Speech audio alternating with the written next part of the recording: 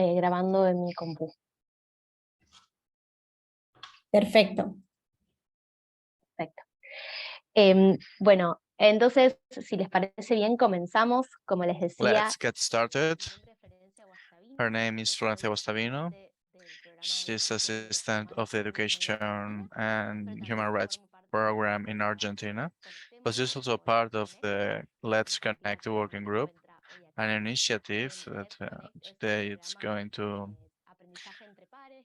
that brought us all together. This is a peer learning program started this year as a pilot, and it's accompanied by the work of Jessica and many other people here in the team. It's also Douglas over there.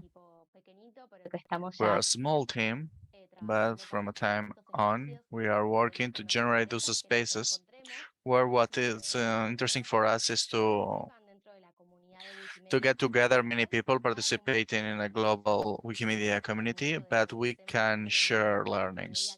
There are many things that we do in the Wikimedia movement, which is collaborative. And the most interesting thing is to share what we know with others, departing from the mistakes in the learnings. And that way we can co-create the different working stances, like one-to-one meetings that perhaps some of you have been part of, and those clinics as this one of today that we have.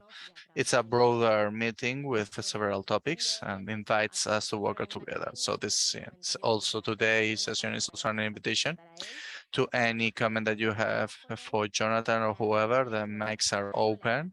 You can speak both English and Spanish, because our idea is to communicate as good as possible and to make it possible to participate and dialogue between everyone. Who is bringing this talk today is Jonathan Jiménez. We will introduce him here before for letting him speak. He works in the National University of Mexico. He's a master on humanities in the La Tama University, and also a degree in the Juarez University. He is a certificate facilitator of the Reading Wikipedia Classroom program. Right now, he's a librarian and a teacher in the social science school of the CEPT University. So, Jonathan, thank you very much for this presentation. We open your Mac, and we are here to help you whatever you want. Thank you, Florencia, for the presentation. Jessica, Florencia, and all the team, thank you for the invitation. We are going to start. He's very excited to see people from different parts of the world. And basically, he would love to have a circle dialogue because it's a small committee, and he believes that it's going to be very handleable. It could be easy to handle, to manage any intervention, any open mic intervention you want to make. It's welcome. Basically, this presentation is about communication. And as we know, communication topics allowed us to reach the place we are right now. Basically, as a species, as a society, we couldn't have been able to survive without that characteristic that we have that allows us to express ourselves, to communicate ourselves, and that way to share what we are feeling or what we are living. What are we experimenting? Our experiences, and to tell a story. This is a basic principle. And this is a basic trait of communications that we as the humanities as a civilization have established. About communication, this is something that has evolved a lot from the prehistoric times to now.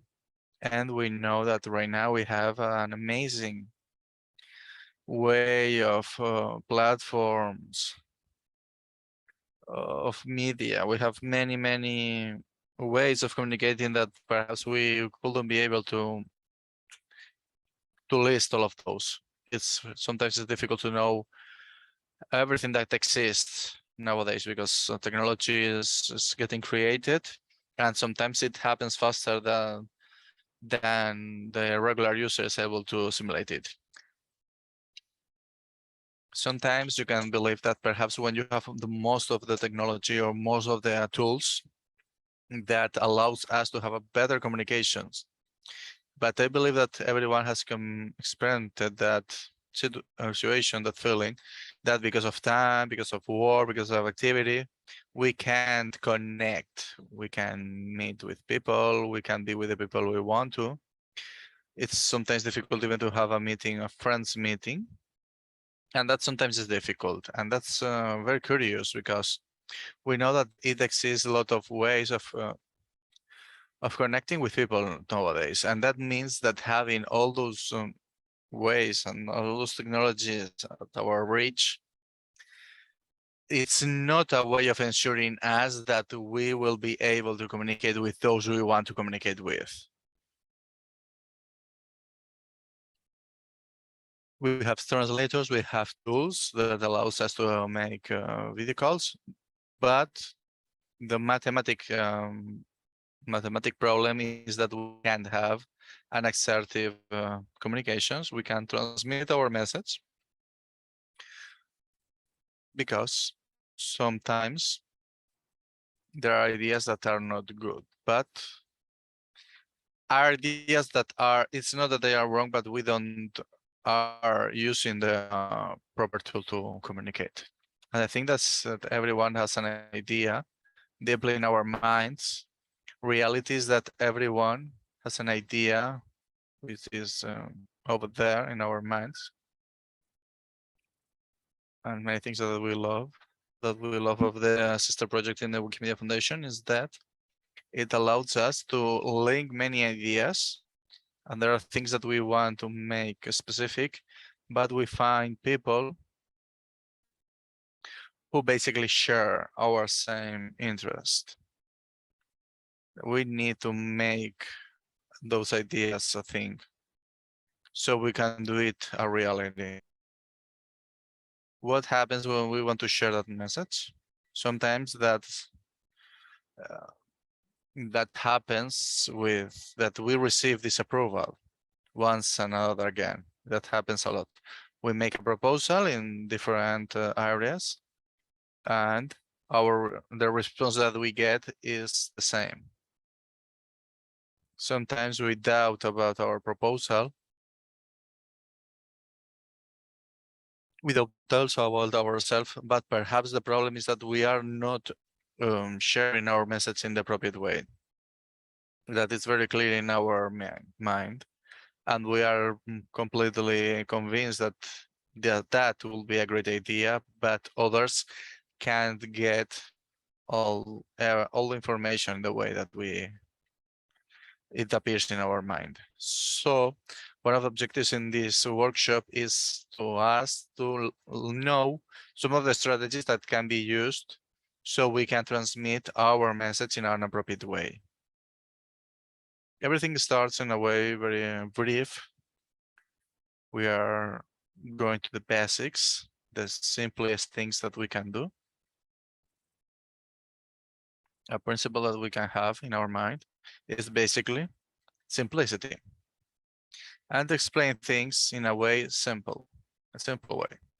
Sometimes we try, perhaps in a non-conscious way, we use a lot of technicism. Sometimes we use expressions that perhaps are very common in our media and our environment, but for us are very normal, but for others are not that.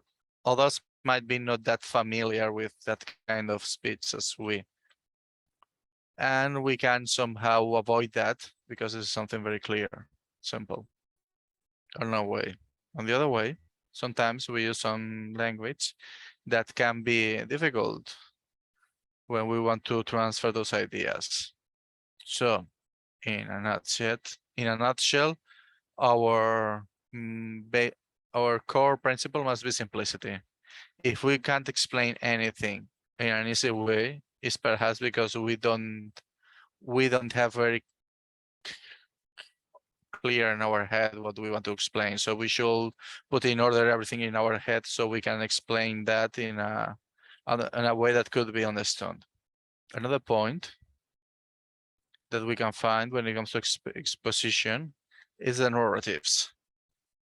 Basically, to create a story, if we notice, we are getting back to the basics.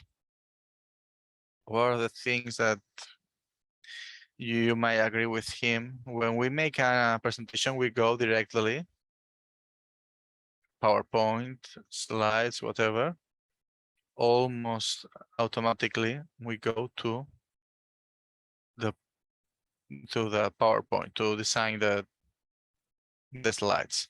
So everything must start with something basic, with a story. And many who work or who have been successful when introducing exhibition, that kind of presentations, they always recommend us the basics. Start to write with a pencil and some paper. If we are talking on artworks, the painter never goes to paint directly with oil paintings or whatever. I mean, everything must start with a paper and a pencil. Even despite all the technology we have, this is a basic recommendation. Of course, the story is important. A good exhibition has a story in the background. That also reminds us our basics as civilization, that way of gathering in group to tell everyday experience, everyday hunting. So basically that's a story. And our way in the 20th century, 21st century, those messages who are better transmitted are those who tell us a story. So we must be very clear that it starts with something simple. Everything starts with analogic things such as paper and pencil, and then starting to design how is the story that we want to tell. During the presentation, we will see many books that I will recommend you if you want to get familiar with everything that we are sharing today. And this presentation is built after those books that we are introducing here. Everyone agrees that the main thing is the idea, and starting drafting and then making it a reality. To write, to draft, and then starting with production. When it comes to these works, it's very curious. The story of this book, which basically is a book, it's written by Nancy Duarte. Nancy Duarte got media attention when there was a documentary about Al Gore, about the climate change, etc.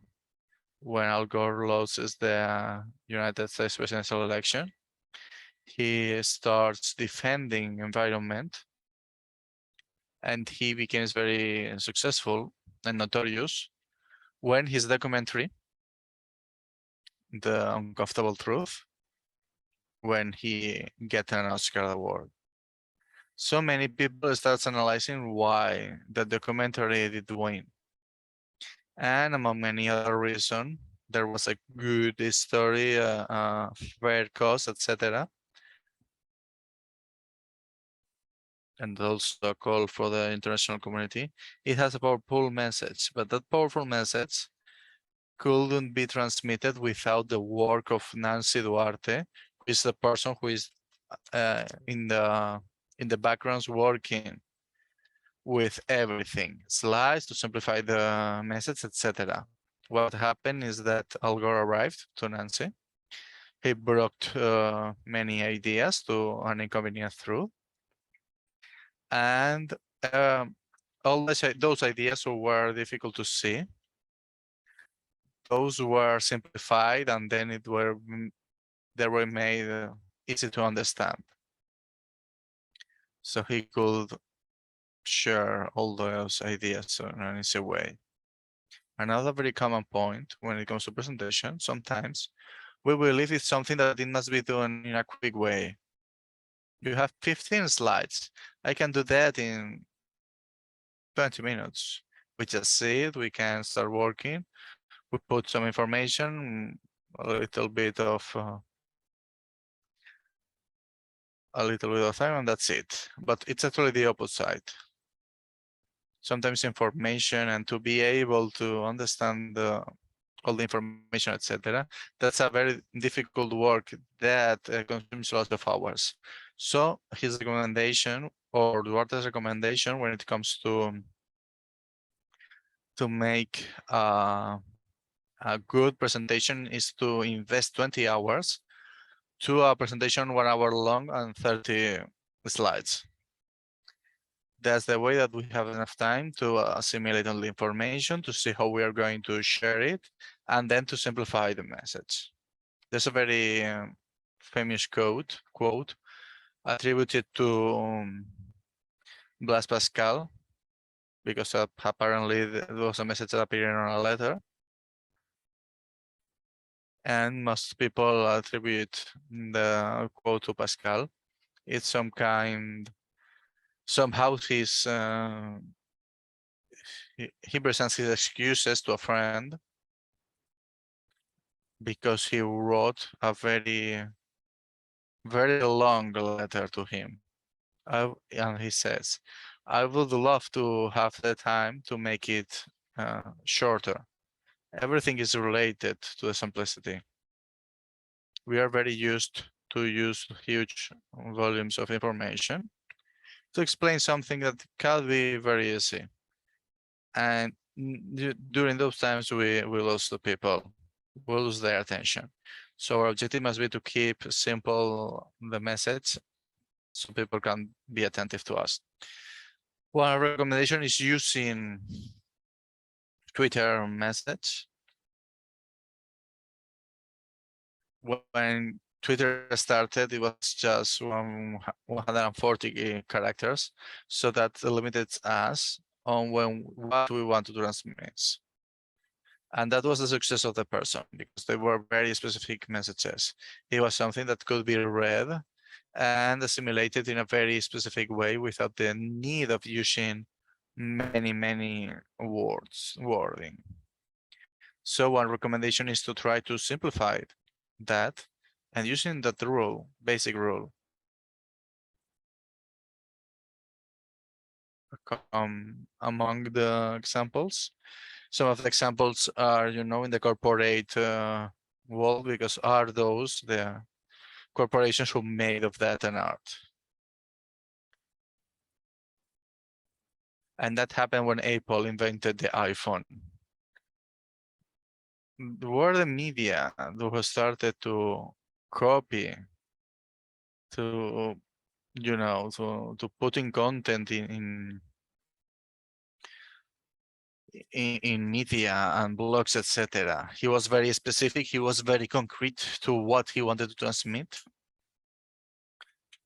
And what we want to see is where that law of 140 characters or less is used. Here we are in the presentation of that computer. Once again, we are talking of 4 words and 1 image. Sometimes people say that an image is very powerful, but this is an extreme example. Okay, a good image and that's it. We don't need that much text. In this example, we can see how the computer is introduced inside of an envelope.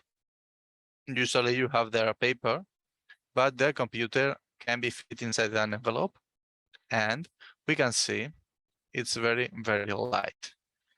That's what the message is trying to transmit us. And the image reinforces our message with the fact of using just an envelope to cover it. This is the first learning that we have. That's just to send the information very short. Another way of sharing the image, the message, and make that people get as passionate as we are. You know, this is something as old as the Greek classic. Aristotle said that to share something that is emotive to us, it's what makes that the people can reinforce their own feelings. So everyone who is sharing a powerful message, in whichever medium it is, everyone shares that element, passion. Passion, to be enjoying what we are doing and to enjoy what we are sharing. That's basic. Let me tell you that I was had a strong temptation of not to mention that, because a very shared trait of any Wikimedian around the world is that passion around the world. Is that all Wikimedians are very passionate to what we do. He never had the chance to be part of a Wikimedia Foundation event in person, but he had the chance to go in the library, Wikipedia libraries a meeting in Ireland, and he never had a chance to be people from other countries and other nationalities. And what is shared is passion. Everyone who has been here, who has had the chance to be in a Wikimedia Foundation event, we can share that sensation where everyone has a common objective, a common goal. And that's something that's very passionate to be sharing our experiences, how we are dealing some difficulties and the results we are obtaining. Truth is that passion is in the air. Early moments we had a similar sensation is when you go to a concert and you know a lot of people, you don't know anything about them or not them and you don't know them, but the sensation is the same because everyone shares a passion. Another recommendation to share a powerful message is the use of metaphor and analogy. Basically, an analogy is nothing else than an expression of passion when you have no words to define something. As an example, one computer is an equivalent of a bike for our mind, but also the use of analogy, which is a comparison between two different things when we try to put light on a similar aspect, similar trait. So sometimes that's a clear example of when we use a language that can be difficult or basic for us. We try to buy a computer, we want some information, and then the seller tells us lots of things. And basically we have no idea if that's good or bad. When it comes to the RAM memory, microprocessor, last generation, able to process a lot of information in a second. You know, the processing capacity, everything, all of those things, we don't know if they're actually good or bad things. Not everyone is an expert on informatics, so we don't know exactly what is this about.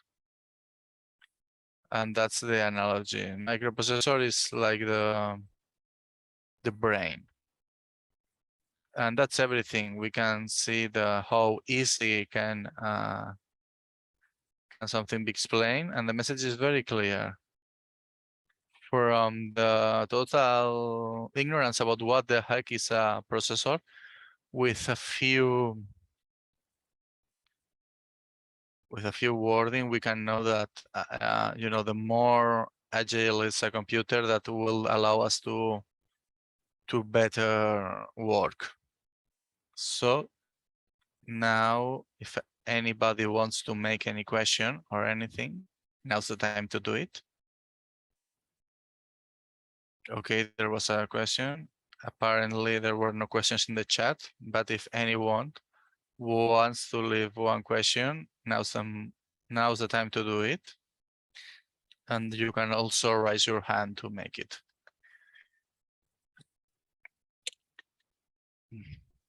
Sometimes we don't want to interrupt, but if anyone has something to share, you can write it in the chat, and then afterwards we can talk about it. After we've been able to see how good it is to simplify our message, to use in an appropriate way every analogy, we will try to transmit three messages. Three messages we want to make our audience to understand. Why dress? Comedians know that 3 is funnier than 2. All the actors, and 3 is more dramatic than 4. Reality is that 3 is everywhere. For instance, on Tales, there were 3 little pigs plus the big bad wolf. Or Golden, you know, I don't know that tale. There were also 3 musketeers. Golden Ribs it was. The 3 Scooch, there were also 3. And why is so important the number 3? It's a coincidence? And the answer is no, it just happened spontaneously from those child tales. And 3 is a magic number because our retention capacity on the short term can only retain 3 ideas or 3 concepts. Those are the results of studies by George Miller,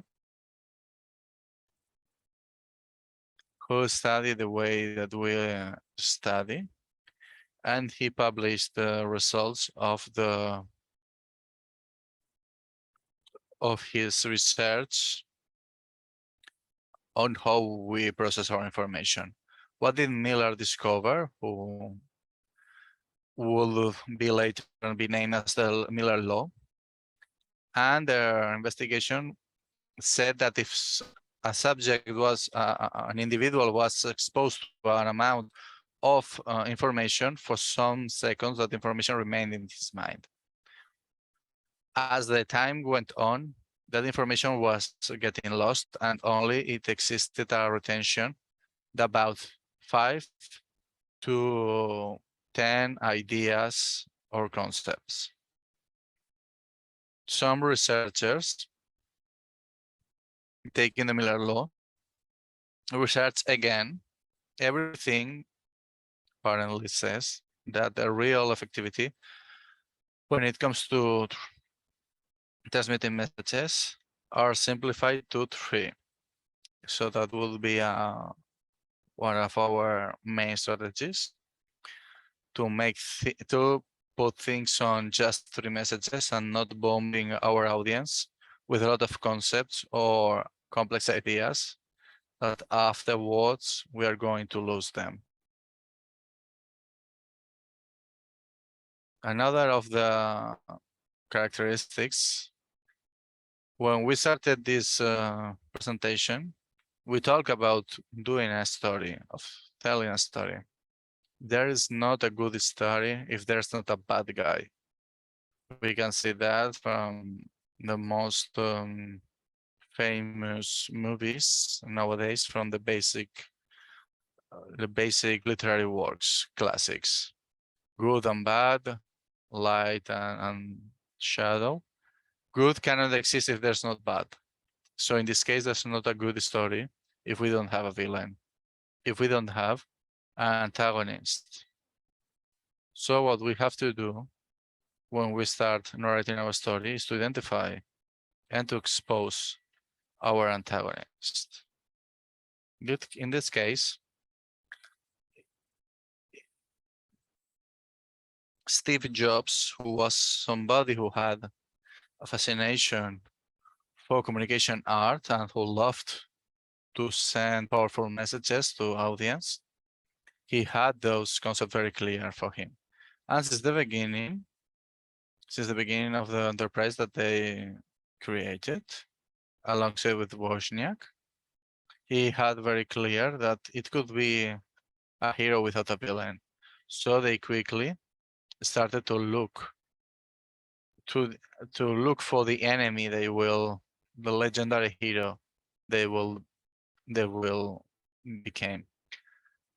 And their enemy was the enterprise IBM, which basically was the better positioned computer enterprise back then, and they declared the war. And they compared IBM with George Orwell's Big Brother, and for many years they had a declared war, and they had IBM as the main enemy of freedoms and humanity. And with time, they defeated IBM, and Apple was successful. They could defeat IBM, so they needed a new villain. With the time, that would be that corporation called Microsoft.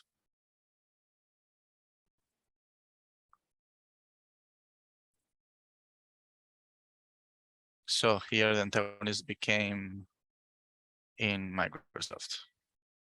In this case, to tell a good story, we need to find our antagonist. And when we mention the antagonist, it doesn't need to be something particular or specific corporation. It's easy to identify an antagonist or a villain. It can be poverty, ignorance, inequality. It can be injustice. So we don't need to put a face to our story, but we need to defeat something that we know it hurts and hurts our society. After this part where we talk about our narratives, there's a very important part, which is the information and data. That can be very difficult to share because when you are trying to tell from numbers, to try to tell our audience, to have clear images of what we want to tell. If we just add just tables and numbers, etc., who basically very few people understand, and we lose that opportunity to share our message.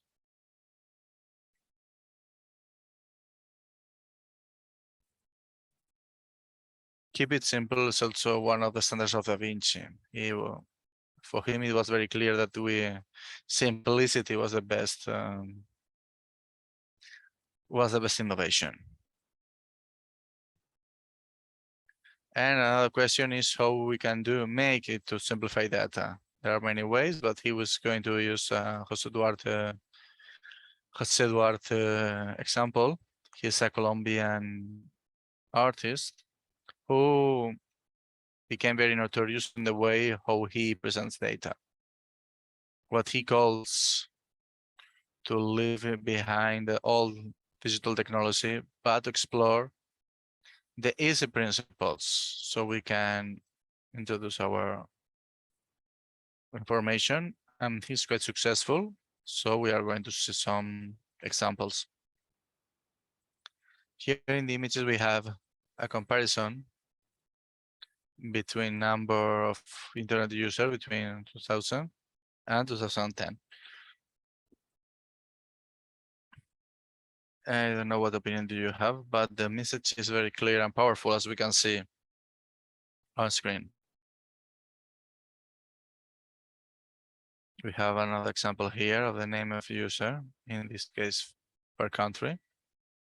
It can even be a joke, not to see how we weren't able to express things in that way. There's another slide related to connectivity and number of user, and he explains things in an easy way, but also we are trying to get the attention of the auditorium. Everyone is very exhausted to see watching graphics and slides, very beautiful images, but this is that way of introducing things can get our attention. And in the same way that he does introduce that in that way, there are others who also innovate. So this is an invitation to you to check other ways of explaining data to, and then we can inspire ourselves to get new ideas that allows us to project better our idea we have in our minds. So which is the magic formula and what we are going to get from this? Basically, we are going to win to have the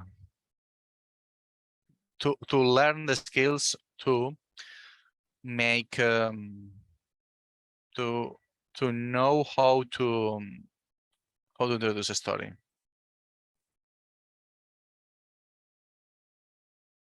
It's we are trying, if we have enough time, we will make an interactive space to make a little workshop to share our idea. How are we going to do it? Basically, we need to first share our idea, to introduce our idea. We recommend you to try to make it in the very computer. And if there are 5 points, the idea is that we shouldn't surpass the amount of text that there is on this slide, because it's not the time to tell a great story, but to have basic knowledge of how we are going to awake the interest in our audience. Second point, to make a question, a problem that it should be solved.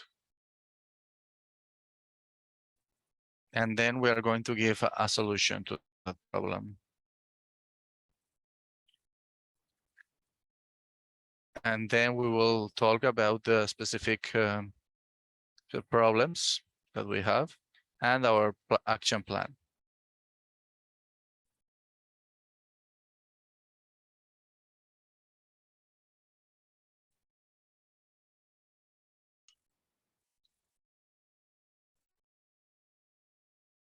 We're in the northwest of Mexico, and it seems that in Southern California it's going to be a hurricane. We are very far away of that, but still there are strong winds. That the tornado is very, very far away, but the wind is changing and that's noticeable. Nothing to worry. So we continue with our presentation. Sometimes that with things that are theoretical sound very, very easy. 5 points is a winning formula, but how can we make it real? Let's see one example. In Mexico, 72% of the indigenous population, we are talking about 8.3 million people, are on risk poverty. Mexico is a rich country, and what of the richness are their indigenous communities. But even despite that situation of being a rich country, misery, poverty of a lot of population, it's something shouldn't happen. All that margination and those indigenous nationalities and all those people, that led to 1994 indigenous rebellion, something that wasn't seen so far. Mexico has had a story of different context with a lot of pronunciamientos and bellic rising. The most notorious thing is that it was organized and made only by the indigenous communities in the country, and more specifically of the Chiapas County, which made commotion. It caused a commotion to the whole country and the planet. They were trying to recover or to demand rights, and we should ask, what did humiliate? What made the indigenous communities to declare war to the Mexican government and having a formal declaration of war against the government? When they are asked, what were they looking for? What did they wanted? It was that. Work, land, housing, food, health, education, independence, freedom, democracy, justice, and peace. Mexico is a rich country. They have a lot of minerals, biodiversity, they have wood, but still it's Chiapas is one of the poorest counties in the country. And most of the people who are living under those conditions are indigenous communities. So back then, the thing at the very beginning, people thought that it was an independentist uprising, but when they did ask for the demands, they were basically asking for basic human rights.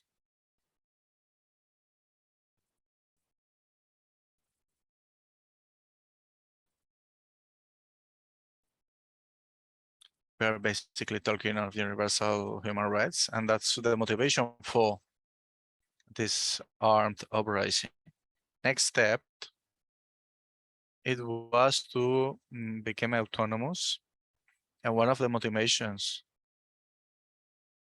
that bring us for marginalization is the lack of education.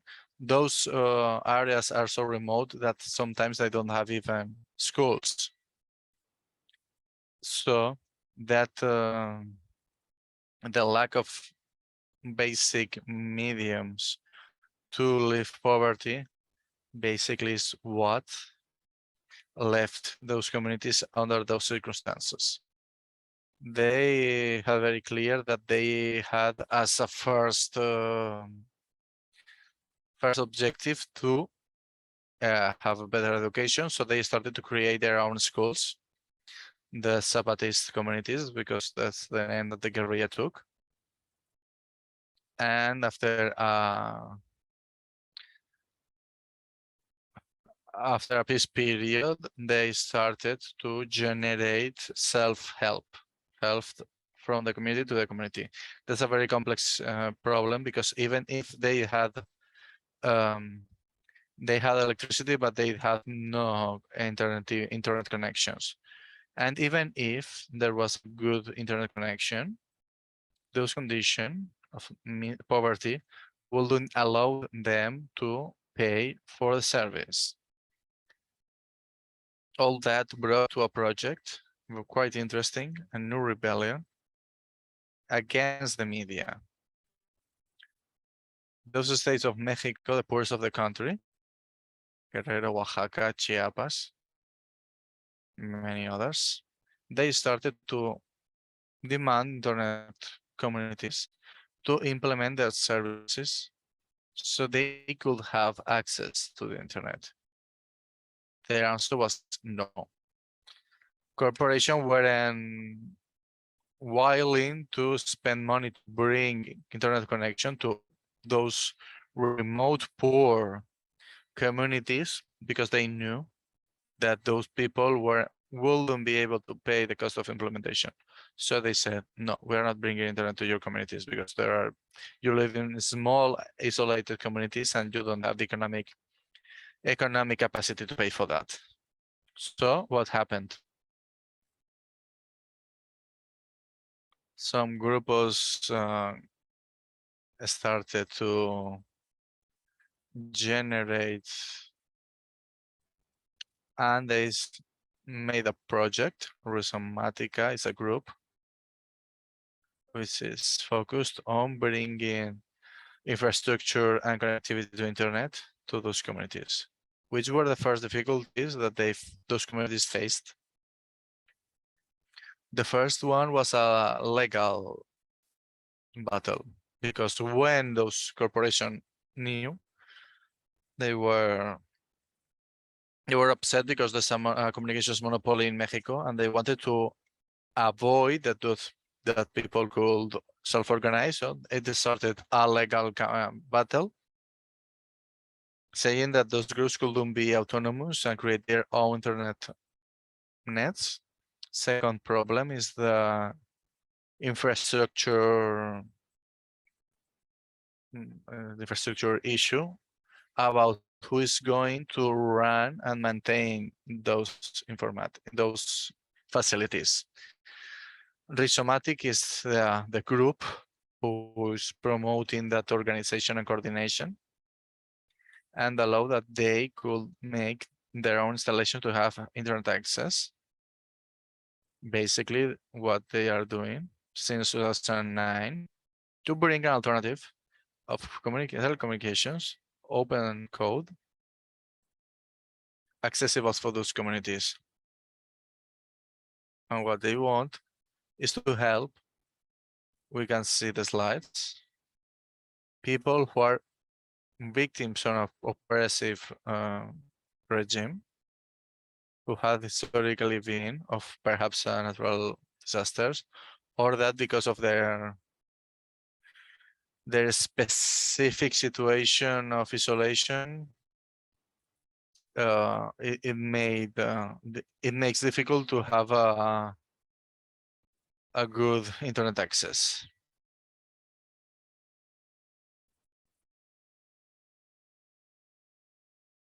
So the people of Rhizomatic, what they did, what they achieved was to install effectively those telecommunications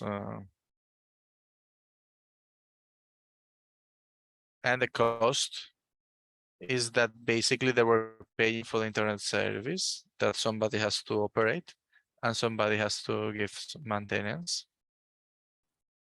by paying 40 Mexican pesos, which is the equivalent of $2 American. When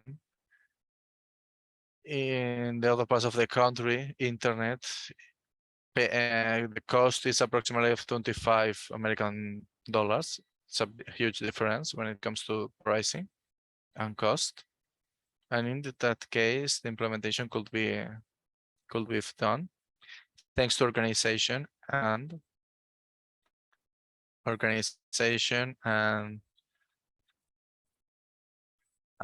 the fact of having open source tools and organized groups.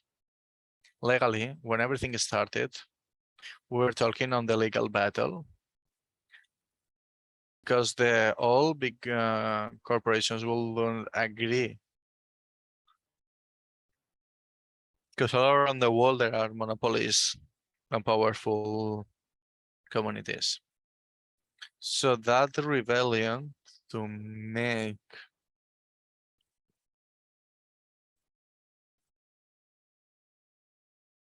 self-organize, that wasn't welcomed by those big corporations. So the groups, what they did to defend themselves, they used free software, MediaWiki free software.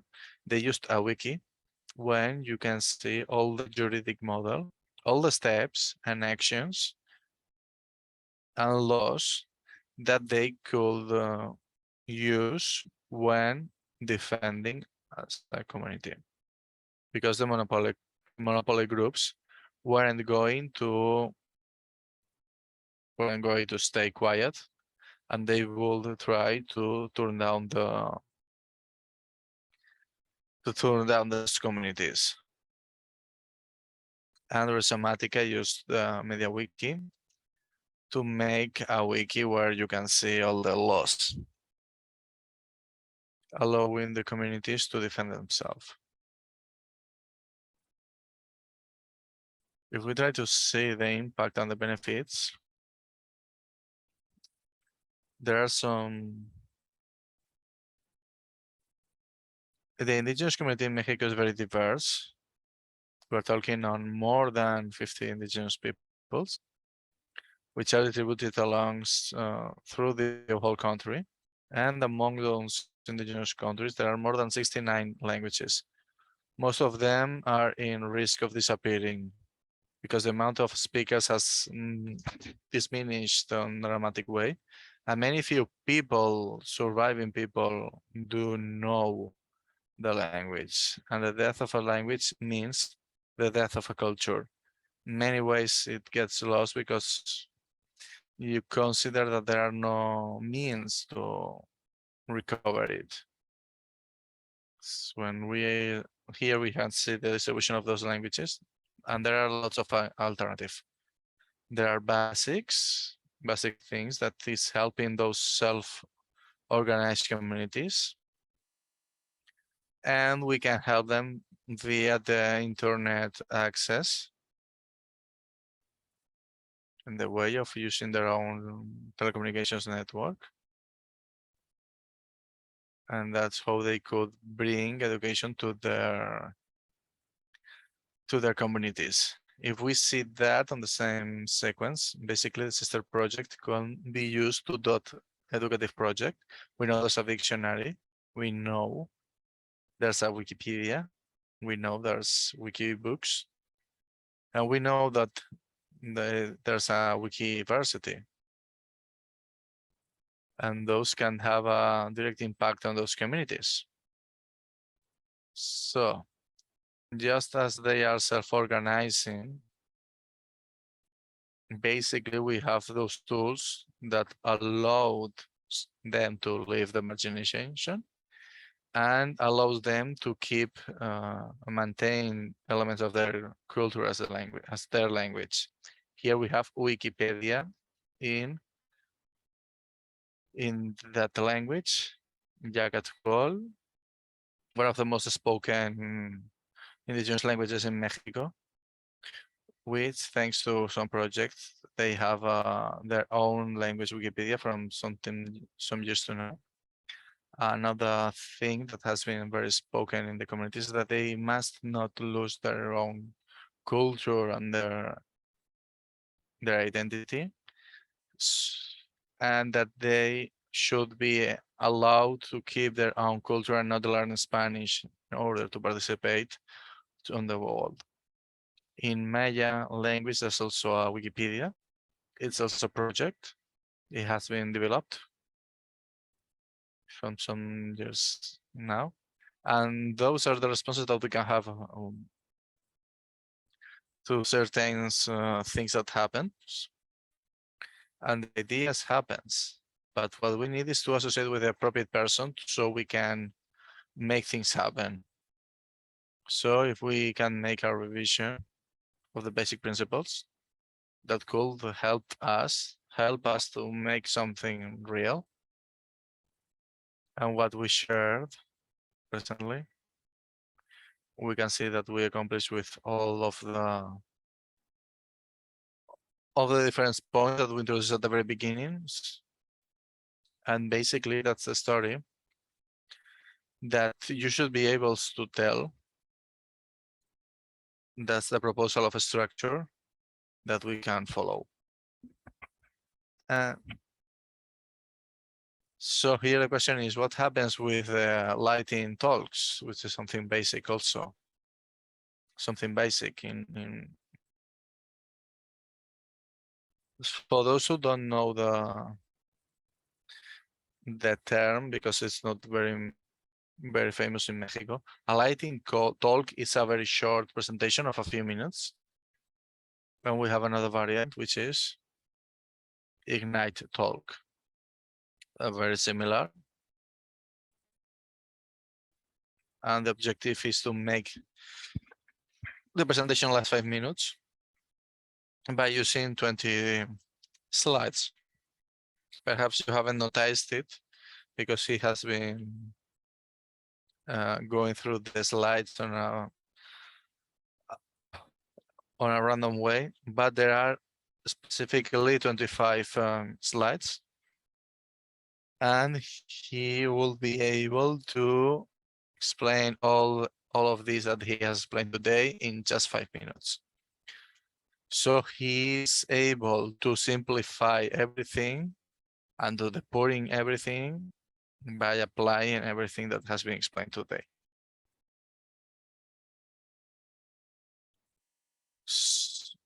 Here you have the Piety sculpture of Michelangelo, and he says the sculpture was on the side of the stone. I just had to remove all the marble that was an accident.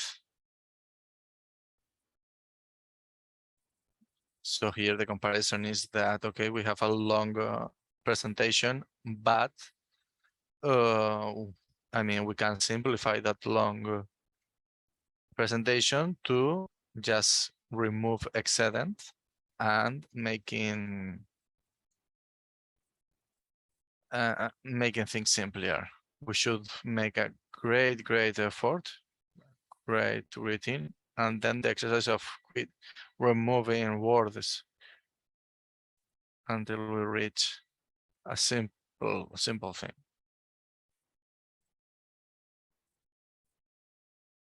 On the recommendation, there are also things to avoid. For instance, we need to avoid, there's even a word for that, which is the death by PowerPoint. What's the death by PowerPoint? Basically, to transmit message incoherent, too long, absurd, etc. And using a lot of time with a lot of images, etc. that cannot be understood. And what we get with that is to lose the attention of the auditorium. So we are not able to share a message. Because basically we are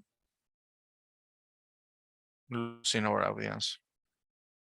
So let's not rely on programs, on software, and let's watch it as a medium to transmit our ideas. We are not against or favor of any kind of software. We want to see this as a means, not as an end, but an end. Not as an end, but a medium. Our end is the story, the passionate, simple message, our fair message. We need to change things. This is what we should focus on. How we are going to make it, that's a secondary. We should focus on the message, on what we really want to transmit, and then the program or software that you want to use, that's unimportant. What's powerful is the message, and we should discard to have some basic notions of designing skills, but we try to go to fonts, to colors, to what do they transmit, and to find you know, the rationale that helps us to share our message. In this case, for those who aren't graphic designers, books are there. Since the beginning of our story, books and information have been there, but we just need to look for it by our own means on the internet, on libraries, and we need something to use it as a different tool. As we use software, we can also use books to transmit information on the way we want to. What we can see in the slides is a trilogy of design, are some documentaries available on YouTube as far as he knows. And it was very helpful for him to clarify some things when it comes to design, how it can help you. to land your own ideas. Perhaps it's not available on every country, but it has been available on YouTube. And how to find inspiration on any place where you can find it. Most of the creative characters are found on that constant search for developing the creativity. Inspiration can be found basically everywhere. If we want to tell a good story, and we want to transmit it, we have our selection software. Next step, next question is how we are going to express it. And so we are going to see some example. TED Talks, which recently have been very notorious. They used a very similar language. They have been successful because of the short time. In the old times, conference could be longer than 1 hour, but the TED Talks have like a 15 minutes format, and they go even more radical as we do. And they believe that the message must be transmitted like as in the old times, oral, so they don't use slides.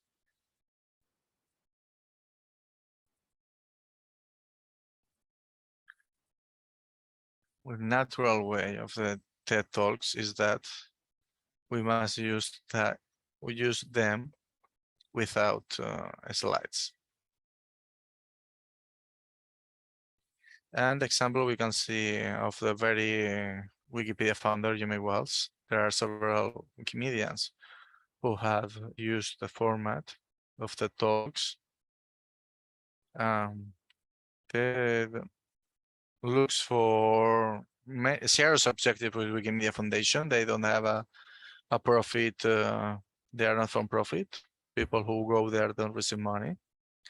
And even if there are tickets sold to meet the people and see the talks, that's used to organization of events organization and to make them available online.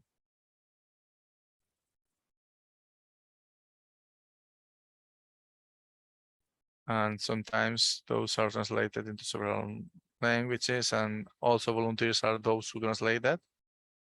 So it's a different way of knowing how we can share all those, Sometimes we thought that only people who were successful and making money, those who could be there, but you have all the kind of people there, common people, sharing a message as a powerful message. There's a local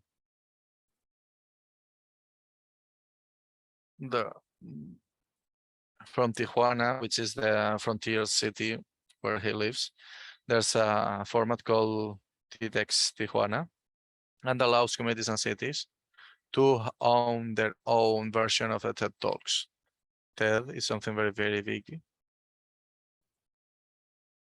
But the good news is that they are released in a way the cities can also participate in their own format.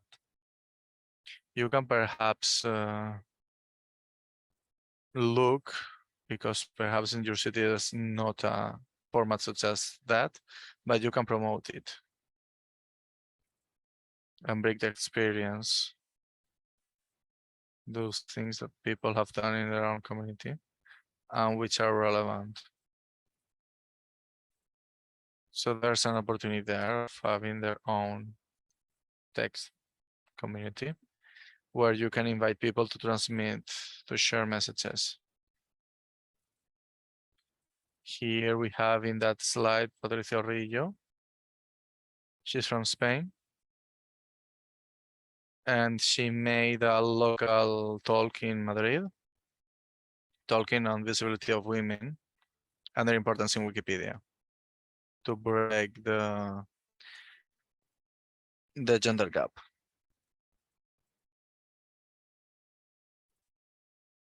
That's an example of how to find inspiration to share a message. And if you want to know the recommendation of the people who took the TED format and remade it, it was Steve Jobs. You can also check that. And many of the ideas and concepts that we were sharing in the presentation, they have been taken off all the books that have been shared on the screen. And that's part of the recommendation. If you want to learn a little bit more,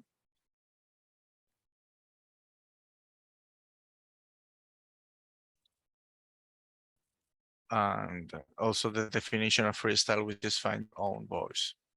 So thank you very much. Thank you very much, Jonathan.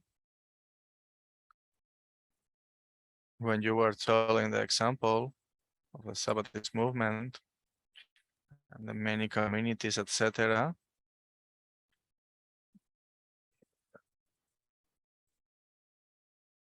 a lot of people were grateful for the example. So thank you very much. We have some time to share an exercise, so we are going to share.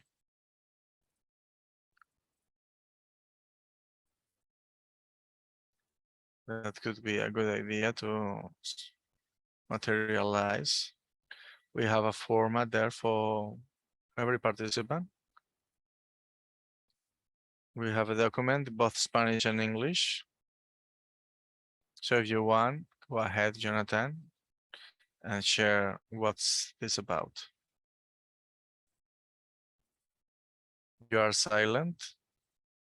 Basically, the idea is the same. We were talking on those points to share the story. The document has all the 5 points. And the idea is that we should be able to make a draft, some ideas on all of those points that could help us to make things work. It should be something very short, very brief. So if anyone wants to share on screen anything, on chat or anything, perhaps even some of you have already done things and you've used those points in a non-conscious way. Sometimes we have a way of sharing things in a way that is successful. And we want to talk about it here and to share it. We have 5-10 minutes to allow people to think. For those who have done the exercise and want to apply that, or who after the talk they had some idea to get some ideas, so they can in 5-10 minutes to start drafting all those ideas in the document that is shared in the chat. If anybody wants to suggest anything, this is not an stone written document, so if anyone wants to make a change, they can do it too. We have 10 minutes. We can use that time and see you in 10 minutes. If somebody has any problems when getting to the documents, if they have any problems, they only have to, you can write in the chat and we will find a solution. See you in 10 minutes.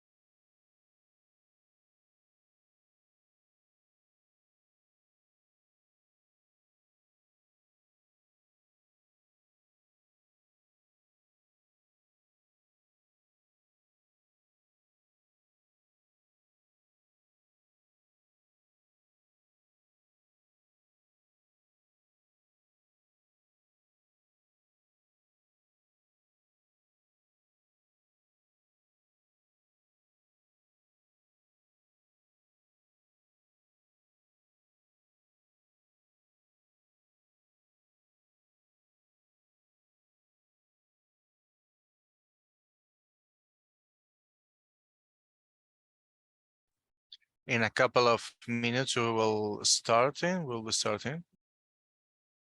Everyone must follow his own pace or her own pace. And in a couple of minutes, we will be back and we will get started.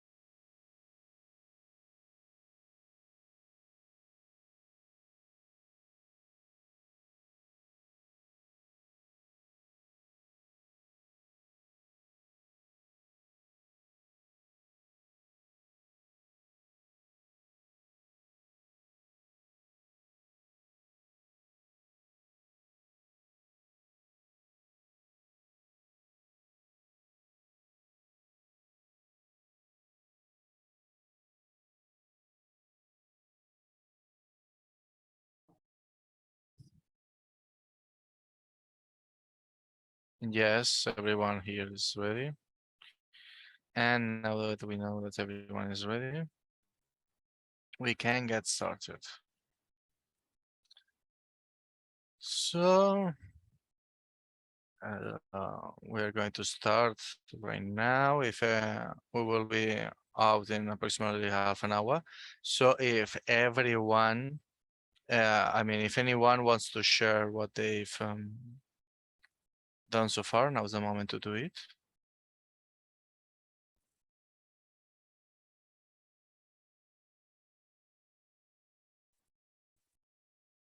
Bukola, go ahead. Okay.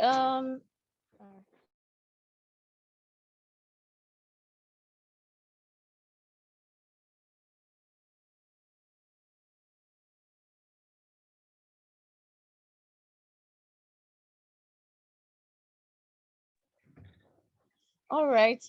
So I just want to share some of the ideas that came to my head and to see. Es que le han venido a su cabeza. Está alineado con lo que se ha dicho.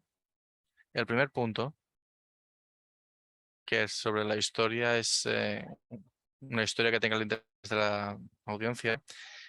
Ya he hablado sobre cómo durante la pandemia aquí en Nigeria, el sistema educativo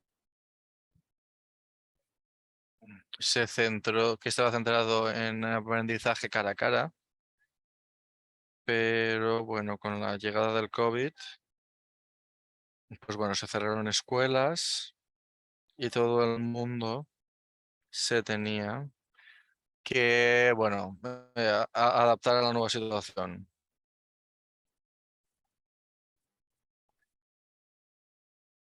Y digamos que para la mayoría de profesores era dificultoso navegar a través de todas esas nuevas herramientas que aparecían porque no estaban familiares a cómo se utilizaba, digamos, enseñar online.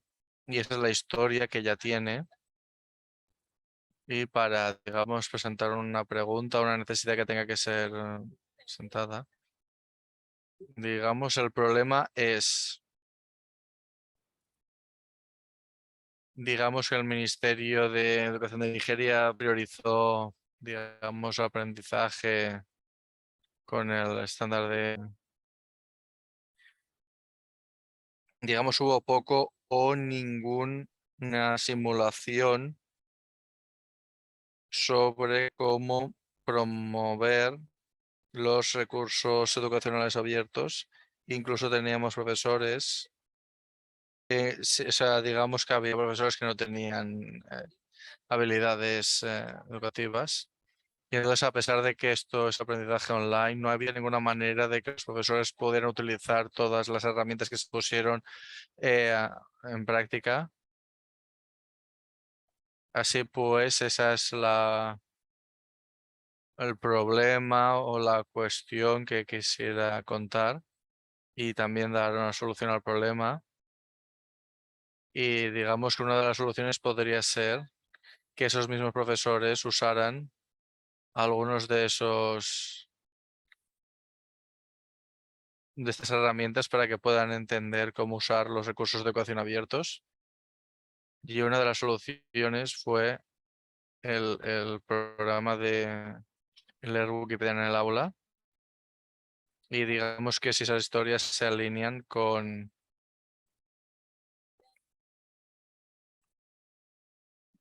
también la solución que, digamos, dio el Wikipedia Classroom fue enseñar a los profesores herramientas de educación online y se mejoró el aprendizaje entre estudiantes y profesores y también el beneficio específico de establecer un plan de acción. Para ella, el plan específico de este plan de acción fue que el problema de ser identificado, que debería haber una solución a ese problema. Y después la llamada a la acción es que los profesores, digamos, formarán parte de una serie de entrenamientos para mejorar esas habilidades. No sabe si eso está alineado con otras cosas, pero eso es lo que tiene. Gracias.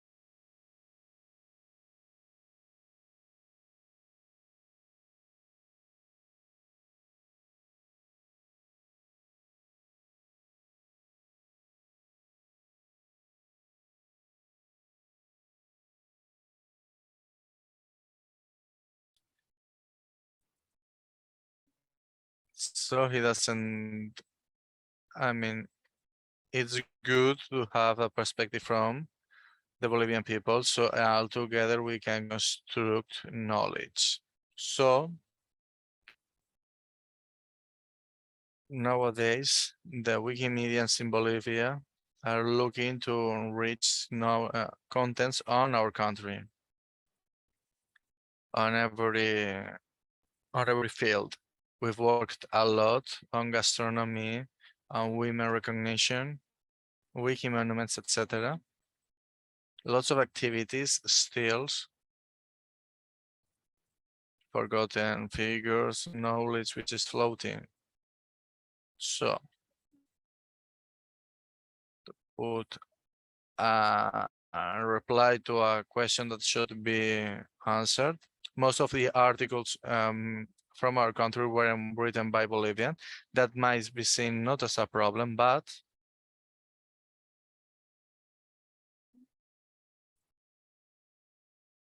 for us is, I mean, it's a problem to have more knowledge in Spanish. So that brings us to something that has been already told about the use of the indigenous peoples' languages on Wikipedia. We have a work on Wikipedia in Aymara language. We've advanced a lot in Quechua because that's a language that is shared between 3 different countries. But how the same national story that we can see that we have a very lot of forgotten countries. We don't have a flux of to keep them updated. So lots of languages are not have troubles in our countries. So to bring a solution to this problem, we work to break some prejudice that we still have, population still has about Wikipedia, invite more people to join, to develop articles, they should talk on our reality. Why? We still have those problems that we have faced, everyone, people complaining that Wikipedia is not a reliable source, everyone can edit, etc. That's still something alive in society, even despite that we have worked a lot. And we have implemented a reading Wikipedia in the classroom, and we have learned a lot when it comes to the original languages. That's the first of the barriers that we have. Everything that we usually think when thinking of Wikipedia. When it comes to the plan, a specific plan, if we were able to achieve our objective, we will be able to recover forgotten figures of our country. There's a general movement in the whole of Wikipedia to recognize forgotten women's figures in the history. And we have recovered the first image of women, anarcho-syndicalist women from a very specific place, which is very important in our history, but she's forgotten because she was a cook. And she had a lot of relationship with protests in the country, specifically in La Paz, because, digamos, the people from her background weren't able to use public transportation. And all those stories that we already knew. We didn't have any picture of that, of her. But in 2016, we got one. Still, we don't have an article as itself about her, but there are a lot of knowledge that's still floating over there. And lastly, a call of action. Let's share our knowledge from Bolivia, about Bolivia from Bolivia. I don't know if this looks very nationalistic, it's not my intention, but we want to generate knowledge and we should be able to share our own knowledge, not to make it something people talks about us, but something that we can see and share. That would be.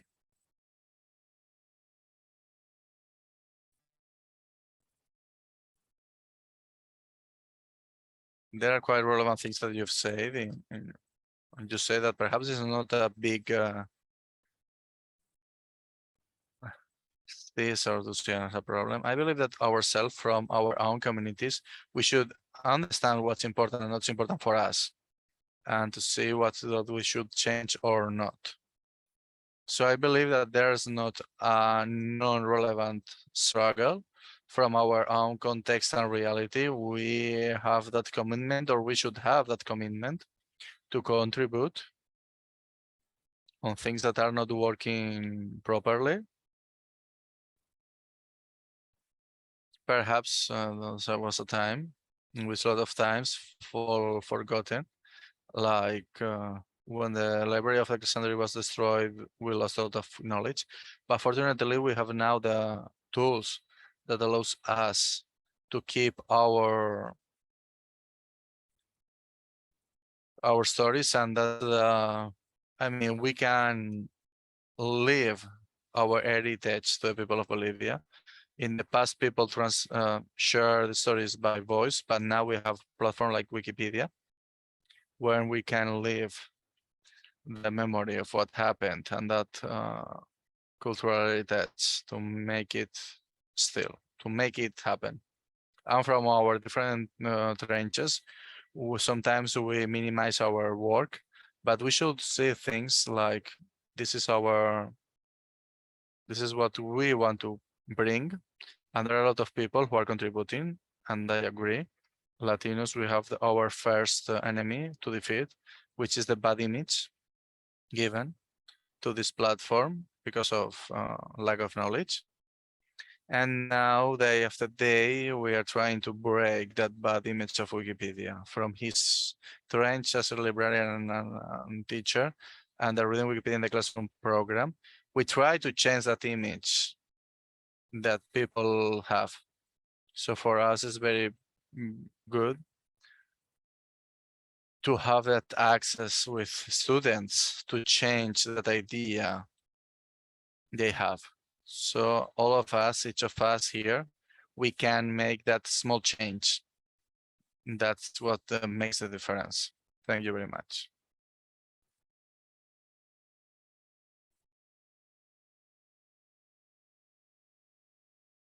More than interesting is of the experiences they are talking are more than interesting, and it's important also to see the Reading Wikipedia in the Classroom projects, to see that there are important things to see from the community, and they have an effect on the community.